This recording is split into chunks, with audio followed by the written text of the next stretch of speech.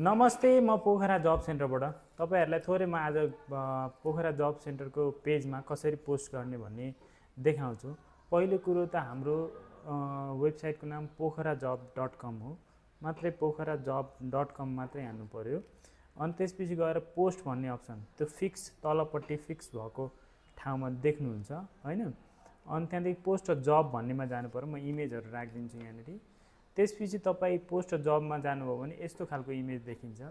त्यहाँनिर तपाईँको जब टाइटल के हो, क्वालिफिकेसन कति चाहिने हो, ओनरको कन्ट्याक्ट नम्बर कति हो, होटेल अथवा रेस्टुरेन्ट अथवा कुनै चिज सस्ता हो भने त्यसको नाम के हो, अनि तपाईँको एक्सपायरी डेट राख्नुपर्ने हुन्छ। एक्सपायरी डेट भने त्यो दिनसम्म भनेको हाम्रो वेबसाइटमा भिजिबल हुन्छ, हामीलाई पनि भिजिबल हुन्छ। त्यो कन्ट्याक्ट नम्बर र नाम भनेको हामीलाई मात्रै थाहा हुन्छ हैन। त्यो एक्सेस हामीसँग मात्रै हुन्छ, अरूसँग हुँदैन। तपाईँले पनि घरमा अब आजको दिन हाम्रो शनिबारको दिन छ, फोन उठ्दैन, किनभने एक दिन भनेको सबैलाई रेस्ट गर्ने दिन हो हैन। त्यो भएर हामीले चाहिँ शनिबार चाहिँ फोन उठाउँदैनौँ, मतलब शनिबार चाहिँ अफिसमै हुन्छ, भोलिपल्ट हामीले फलोब्याक गर्ने हो हैन।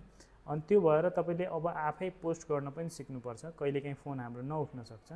त्यो भएर हाम्रो वेबसाइटमा गएर पोस्ट गर्न सक्नुहुन्छ। हामीले चाहिँ वेबसाइटमा किन फलो गर्नुहोस् भनिरहेको छौँ भने यो म बोलिरहेको छु त्यो के हुन्छ, कतिखेर के हुन्छ थाहा हुँदैन। वेबसाइट भनेको हामीसँग फुल्ली एक्सेस हुन्छ। जे अब सबैले भनेको पोखरा जब सेन्टरलाई वेबसाइटमै सर्च गर्न म अनुरोध गर्न चाहे। हस्, धन्यवाद।